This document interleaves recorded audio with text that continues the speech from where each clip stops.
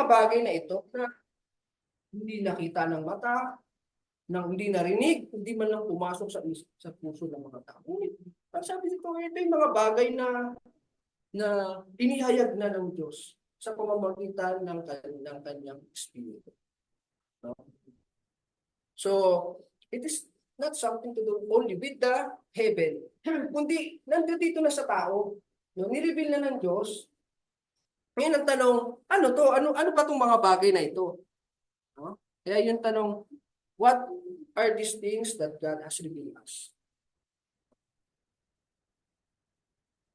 Ano yung mga bagay na hindi natin nakita? Yung sinasabi, yung kanyang kausap, ano yung mga bagay na hindi nakita ng tao?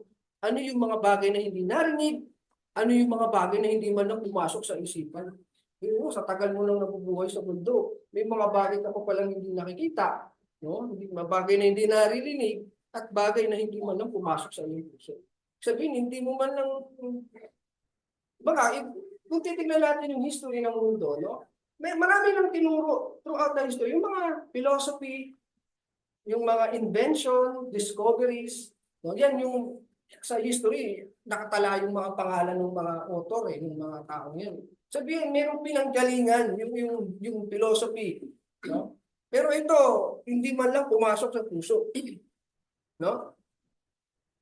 Ngayon, mababasa natin yung sagot din sa talatang sinasabi niya. No? Sabi dito sa, so tayo pinag-aaralan natin yung konteksto po. No? Sabi dito sa verse 12 to 11 to 12, ang sabi po, for those who knows a person's thought except their own spirit within them.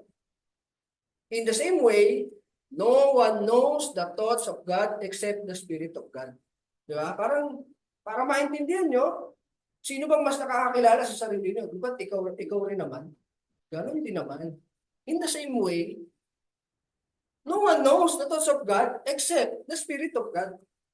Kaya, yung mga bagay na pang-spiritual, hindi mo maririnig sa mere human mind or mere human philosophy. No, walang makakapagturo mo ito kundi ang Diyos din, sapagkat no one knows the thoughts of God except the Spirit of God. What we have received is not the spirit of the world, but the Spirit who is from God, so that we may understand what God has really given us. No? Kaya, sinabi ni Apostol Pablo na hindi man lang pumasok sa puso ng mga tao. Walang tao, hindi ito nanggaling sa tao, sa madaling salita. Hindi ito karunungang nanggaling sa kung sino mang tao. Hindi niyo ito matututunan, maririnig, makikita sa tao. Kapag ito'y galing sa Espiritu ng Diyos, galing ito sa Diyos. No? Kaya nga sa chapter 2, verse 9, the things God has prepared for those who love Him. Merong Diyos na nag-reveal. No? Merong Diyos na naghanda nito. No? At yun nga ay galing kasi nga naman, galing sa Diyos. Kaya, isa po itong encouragement, no, sa ating mga nandirito na nakipagkaisa na sa Panginoon Jesus, na yung mga bagay na ating nakikita, naririnig, no, mga naiintindihan sa mga salita ng Diyos na itinuturo, pinag-aaralan natin, ito'y maliwanag na naiintindihan natin sa ating mga puso. Na yung mga bagay na yan, binabanggit, ay hindi naiintindihan ng lahat ng mga tao. Pero, hindi naman ito isang bagay na dapat natin ipagmayabang. Tayo po kami ay naiintindihan namin ang revelation ng Diyos. Kami lang ang nakakarinig o nakakaintindi ng mga kalooban ng Diyos. Hindi po ganun. Sapagkat, Diyos mismo, no? Hindi natin ito may pagmamahal sapagkat hindi ito nanggaling sa kung sino man sa atin. Hindi nanggaling sa Diyos. May Diyos na nagbigay o nagbigay sa atin ito. Okay, hindi natin pwedeng ipagmamahal. Ano? Yun po yung bagay na spiritual na binabanggit ni Apostol Pablo. Ngayon, next po nating pagtalakayin yung dalawang contradiction na binabanggit ni Apostol Pablo dito. No? Yung Spirit of God, sa verse 12 sabi niya, what we have received is not the spirit of the world. No? Yung mga bagay na hindi nakikita, na sino man na siya lang ang nakakaalam, no? Sapagkat ito'y galing sa Diyos, ito'y hindi galing sa espiritu ng sanlibutan, no? But the Spirit who is from God, so that we may understand what God has freely given us. No? May dalawang bagay po siya kukumpara. No? Kasi kung titignan po natin yung kanilang settings, yung kanilang kasaysayan, kasi sinulat ito, no? Panahon po nung kasagsagan ng bansang Greece. No? Kaya yung Corinth was a major city in Greece. No? And its people were influenced by Greek culture, trade, debate, and philosophy. Nung panahon niya, yung mga tao diyan sa kanyang sinusulatan ay gusto ng mga tao yung yung philosophy, doon sila na, na yung yun yung gustong-gusto nilang narinig, yung puro mga karunungan ng tao. Philosophy, doctrines, diyan sila willing-willy. Ito yung kanyang pinaliliwanag ni Apostol Pablo, no? Iyon yung galing sa sanlibutan. Yung sinasabi niya, ito hindi galing sa sanlibutan. Itong aking ipinanganga. And the church in Corinth likely impressive speakers. Ayan yung pala yung sinasabi ko. So, gusto nila yung mga impressive speakers, yung mga magagaling magsalita, mga Korinto, mga magagaling mag-deliver ng mga talumpati, philosophy, doctrines, human wisdom. Yan yung gusto ng mga tao nung panahon niya. Kaya kung titignan po natin yung konteksto ng dalawang aklat na yan, no? Ang sabi niya nga dyan, ang tingin ng mga hentil, no, sa pagkapako ng ating Panginoon Kristo ay isang kamangmangan. No? Pero ito'y karunungan sa ating mga nagsisipig sa Kanya. Kaya ayan po yung sitwasyon. Ano? And sa panahon din naman natin, no? I have to admit na maraming mas magagaling na speakers kaysa sa akin. Naglipa na yan online. Ang gagaling nilang magsalita, ang gagaling nilang mag-deliver ng speech. No? Kaya ang dali nilang makakuha ng mga tao, ng simpatsya ng tao, madali nilang napapaniwala yung mga tao. So, ang galing nila. They're impressive speakers. Pero, sino man na nakatayo sa inyo, halimbawa kayo, hindi man ako ganun kagaling magsalita, but yung aking sinasabi, hindi naman nagagaling sa akin. Hindi ito aking philosophy, hindi ito doctrine ko. So, yun yung sinasabi ni Apostol Paul mamaya na hindi ako naparito, no, para magsalita ng mga ganang klaseng pamamaraan, impressive speakers, no, para mag-impress ng mga tao. Hindi, tinuturo ko kung ano yung revelation ng Diyos. No, yung karunungang nasa ating Panginoong Jesucristo. So, syempre, as a result, what they considered was a form of logical, impressive, and philosophical human wisdom.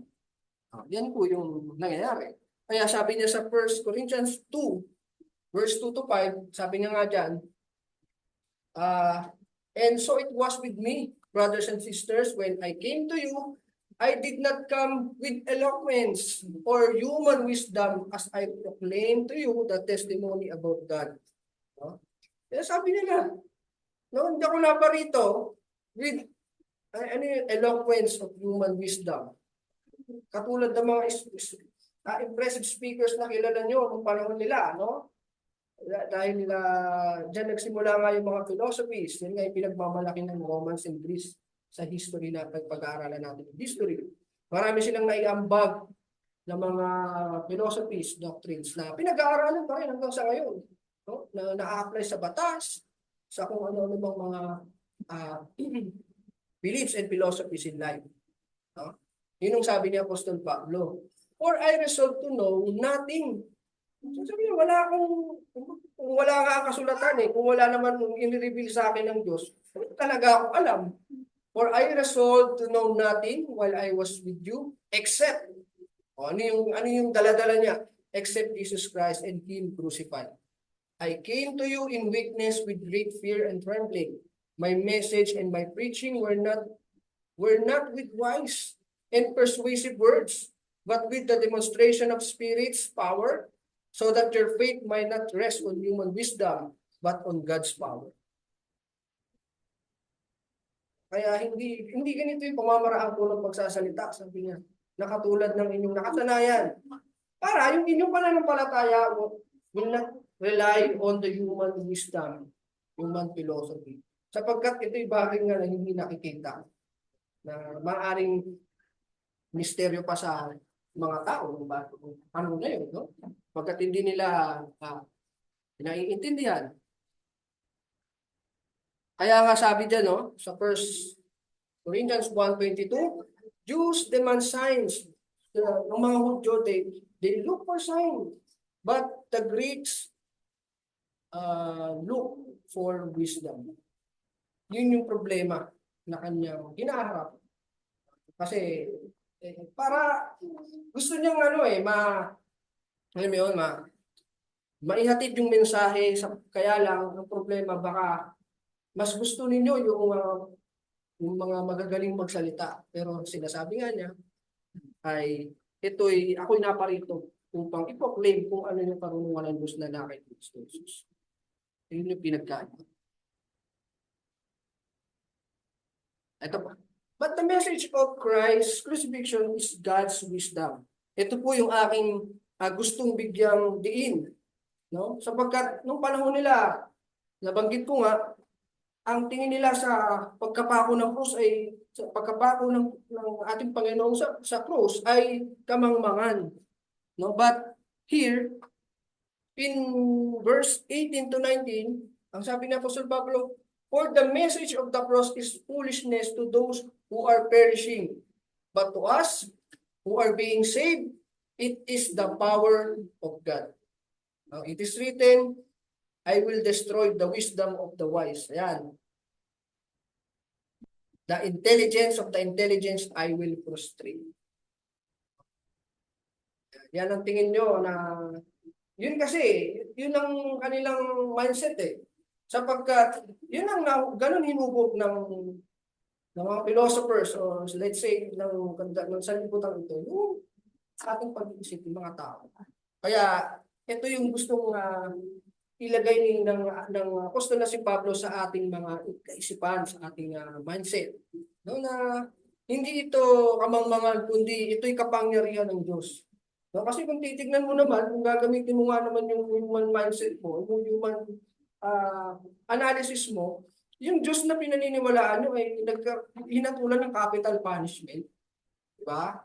Kung if we are going to rely on human analysis, parang ganon. Kung ilalagay ko yung aking kaisipan sa kanila, yung Kristo na sinusundan ay ipinako sa krus para mapagkatalo ito. Pero kung naiintindihan lang sana nila ang plano ng Diyos, kung bakit ito nangyari, ito'y kapangyarihan ng Diyos. Kaya yun po yung encouragement ko sa ating mga mananampalataya na ito yung advantage ng nakay Kristo. Pero hindi po natin ito'y pagyayabang sapagkat ito'y ibinigay o ni-reveal ng Diyos sa atin. Hindi nanggaling sa ating sariling karunungan.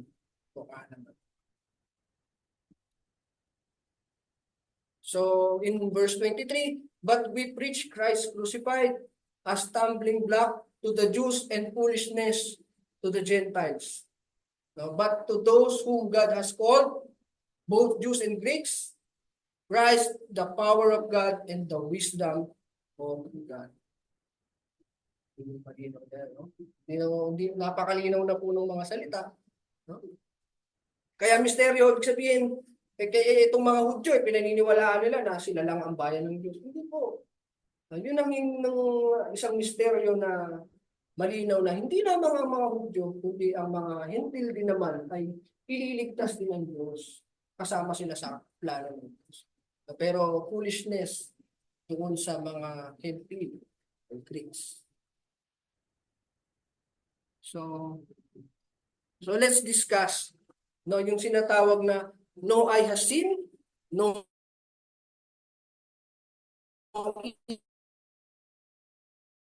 ear has heard, nor has it entered. You cannot discover God's saving plan by just observing the world, using your naked eye, listening to the human teachers, deep personal reflection of and imagination, your heart and mind. Yun po yung gusto ko pong i-emphasize dyan. Yung tinatawag na human, yung talagang galing sa tao. Ito namang mga pag-aaral na ito, hindi naman ito talagang lang galing sa tao. Na yung palang tao ay may kaluluwa, na ang tao pala ay nagkasala at kailangan ng kaligtasan. Sinong tao ba nakaisip noon? Di ba? Kung hindi inihayag ng mga apostol, ng Espiritu ng Diyos, na tayo pala ay kaya pala nangyari yung kamatayan ni Kristo. Yun eh. Hindi mo maririnig yun sa personal na tao, kung sino man. Yun ang sinasabi ng Apostol Pablo. No? Kahit pa halugugin mo lahat ng karunungan sa mundo, hindi mo ito matutuklasan kung hindi ihahayag sa iyo ng Diyos. No? So, ito po, basahin ko lang po medyo mahaba po and lalagyan ko po yan ng table para mas madali nating makita. So sabi diyan sa verse 10 to 13, these are the things God has revealed to us by His Spirit. The Spirit searches all things, even the deep things of God. For who knows a person's thought except their own spirit within them? In the same way, no one knows the thought of God except the Spirit of God. What we have received is not the spirit of the world, but the Spirit who is from God, so that we may understand what God has freely given us. This is what we speak, not in words taught by human wisdom, but in words taught by the Spirit, explaining spiritual realities with spiritual words. Yun po yung sinasabi niya. So, ayan, sabi pa sa verse 14 to 16, the person without the Spirit, yung mga taong walang Espiritu ng Diyos, hindi pa nakakaalam ng mga bagay na ito, ibig sabihin, does not accept the things that come from the Spirit of God. Hindi nila matanggap ito because they are without Spirit of God. They have no Spirit of God. But considers them foolishness and cannot understand them because they are discerned only through the Spirit. Kasi nga naman, ito'y bagay ng Espiritu. Kung wala kang Espiritu, wala kang Spirit of God, hindi mo nga naman ito maiintindihan. Yun ang sinasabi ni Apostol Pablo. The person with the Spirit, ito naman, ano naman siya? Makes judgments about all things, but such a person is not subject to merely human judgments. Or who has known the mind of the Lord so as to instruct him, but we have the mind of Christ. So if we are going to tabulate, ayan po yan. No? Yung person without Spirit relies on human wisdom, yung kanyang reasoning, feelings, and siya ay may espiritu ng sanlibutan. Spirit of the world. Yung binasa ko kanina. But the person with the Spirit of God has received the Spirit who is from God, so understanding is shaped by God's revelation.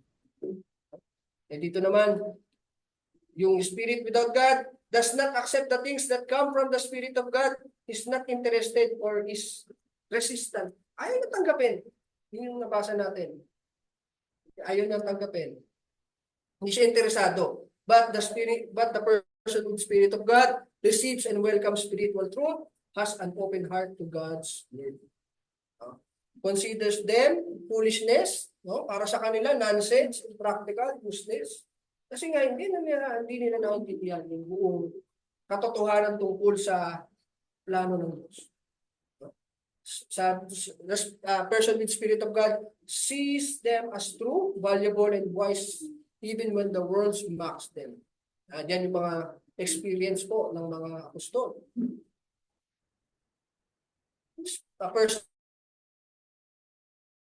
without Spirit cannot understand them because they are spiritual discerned. But the person with Spirit of God can understand spiritual realities because the Spirit opens their minds and heart. No? Yan yung, paano ba binubuksan ng Diyos ang puso ng mga tao? No? Yan, pwedeng isang topic din yan eh. Mahaba din yung discussion. Marami tayong pwedeng pag-usapan. Pero to simplify, para, ito lang, sarili ko lang pong paliwanag. Para simple. Ito po ay parang isang two-way communication. Kung hindi ka naman tutugon doon sa message na, yan na kasi yung message ng Diyos. Eh. Kung hindi tayo tutugon, hindi natin bibigyan ng pagkakataon yung salita ng Diyos na inihahayag sa atin. Paano nga naman bubuksan ng Diyos ang iyong puso? Ibig sabihin ba, ang Diyos ay namimili lang ng mga taong kanyang bubuksan ang puso?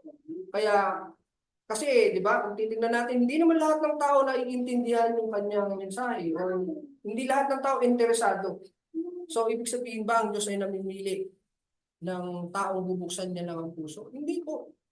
Etong mga taong hindi tumatanggap sa mga bagay ng spiritual, ito nga hindi nila kasi nga hindi po nila binigyan ng pagkakataon. Yung kanilang response ay hindi sa Diyos. Kaya paano bubuksan ng Diyos ang kanilang mga puso kung hindi mo bibigyan ng pagkakataon sa inyo? Kaya nga, sabi din sa Romans, di ba, ang pananampalataya ay nanggagaling sa pakikinig. Hindi lang basta yung nakinig na pakinggan mo lang tapos wala na. Hindi. Binibigyan mo ng pagkakataon sa iyo. Dahil ito yung pagmumulan niya. O doon tutuko yung iyong pananampalataya. Yung pag-ibig. No? Tuloy-tuloy na po yun. Hanggang sa marirealize mo yung pagkakasala, pagsisisi sa iyong mga kasalanan. Yun na po yun. No? Yun yung kung paano binubuksan ng Diyos ang puso ng tao. So, speak and things using ideas taught by human wisdom. No? Sa spirit naman, spirit taught wisdom, the spiritual realities with spiritual thoughts. And the second page naman uses only human standard to judge what's right or what's the definition of successful. Oh, yan. Makes judgment about all things, can discern what is truly from God and what is not. No, hindi naman ibig sabihin na tayo baka spiritual, hindi dapat tayo maging mangmang sa mga bagay, no, nasa sanlibutan. Hindi mo sinabing maging tanga tayo, bobo tayo sa bagay ng sanlibutan, sa philosophy. No, kaya nga tayo nag-aaral. Pero wag naman sanang maging basihan ito o mag-relate doon yung ating pananampalataya. Hindi sinasabi dito na maging mangmang tayo sa bagay. No? Yun yung sinasabi ko. Often follows the crowd's judgment, easily shaped by public opinion. Dito naman, not subject to merely human judgment. The world may not understand them, but God does. Dito, we have the mind of Christ. Dito naman, natural person. No, walang spiritual blind, dead in sin, even if religious or intelligent. Spiritual person, made alive by the Spirit, able to grow in Christ likeness. So, what God has prepared for those who love Him, sabi diyan sa verse 14 to 16, ano yon? Ano yung inihanda ng Diyos sa mga nagsisibig sa Kanya? What we have received is not the spirit of the world, but the Spirit who is from God, so that we may ask freely given us. Ito free pala. Wow, libre pala. Ano yung mga libre na yun? Kung titingnan natin yung Biblia, no? Yan po yun. Yung plano ng Diyos. Yan yung libre. Na hindi lubos na nauunawaan ng lahat ng tao. No? Kung hindi lamang po sa 1 Corinthians ang binasabi ko, kundi yung Biblia talks about the plan of salvation. Talks about the blessing of being in Christ, forgiveness, adoption, the spirit or the future glory. Yung pagkabuhay na muli, yung pinag-usapan natin last time, yung resurrection. Ayan, the ultimate future, the resurrection in the new of being new, created being. Diba? Yan yung inihanda ng Diyos doon sa mga nagsisiibig sa Kanya. O ano naman po yung paano naman natin nasasabing iniibig natin ang Diyos? Ito ba'y sabihin lang natin? No? Yung nagsisiibig sa Diyos, yan po yung mga taong malugod na sumusunod sa kanyang mga kautosan, sa kanyang mga salita. Sa ganung paraan po natin na ipahayag yung pag-ibig natin sa Diyos. Hindi yung maggagawa tayo ng sarili nating interpretasyon. Ito, gagawin ko to dahil mahal ko ang Diyos. Kahit hindi naman na nakasulat sa mga kasulatan, ano? Sarili lang nating invention ba o discernment na ito, ginagawa ko to, sinasabi ko to dahil mahal ko ang Diyos. Kahit na wala naman na sa kalooban ng Diyos o sa kanyang mga salita. So, ganun natin na ipapakita. No? At sa ating pag-ibig sa Diyos, yan yung ating matatamo. Yan yung inihanda ng Diyos sa atin na libre. No? Pinanabasa natin that has freely given to us. So, what does this mean for us? Paiksi ko na lang po, ano? Katulad na rin naman, nasabi ko na rin naman na ito eh. No, hindi ko nababasahin na hindi natin dapat ipagmayabang kung ano yung ating advantage ng ating pagkakaunawa sa plano ng Diyos para sa ating mga kaluluwa. Sapagkat ito yung inireveal lang naman sa atin. No? So this should keep us from pride. Hindi natin itong pagyabang. No? Yan. Hindi natin nakuha ito sa kung sino mang tao. Yan yung focus niya. No? Hindi siya galing sa tao, hindi galing sa Diyos talaga. Nabasa natin. But from the Spirit, using God's Word. Ulad naman ngayon na hindi ako nagtuturo ng ganang sa akin. Wala naman akong masasabi dito kung wala kang Biblia. Wala akong maituturo. Wala akong maisishare sa inyo. Wala yung kasulatan na galing naman sa Diyos at inihayag sa mga apostol. So, ayan. God has already prepared good things for His people, but now, in Christ, by the Spirit, and in the future, yung resurrection at new creation. Yan po mga bagay kanina na nakalista dyan, hindi na po yan misteryo, siyempre, dahil naiintindihan na natin. No? Yun. Kaya sinasabi na inihayag na ng Diyos sa atin sa pamamagitan ng kanyang Espiritu. Kaya sana manugod po natin itong tanggapin at naunawaan sapagkat hindi na nga ito isang misteryo sa atin. So sana po ay nakapagbahagi ako ng aral sa bawat isa sa atin na magagamit natin at mapapalakas po ang ating pananampalataya sa ating Diyos na sinasamba. Maraming salamat po. Magandang umaga.